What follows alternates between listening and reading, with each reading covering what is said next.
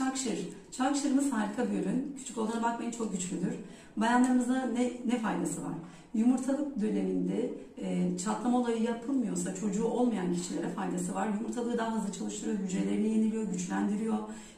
Polip, miyop varsa, ayrıca regle sıkıntısı olamayan ya da kesilen varsa bunlara faydası oluyor. Mükemmel sonuçlarımız var. Çocuğu olmayanların çocuğu oluyor. Herkese tavsiye ediyorum. İlk önce Allah, sonra biz.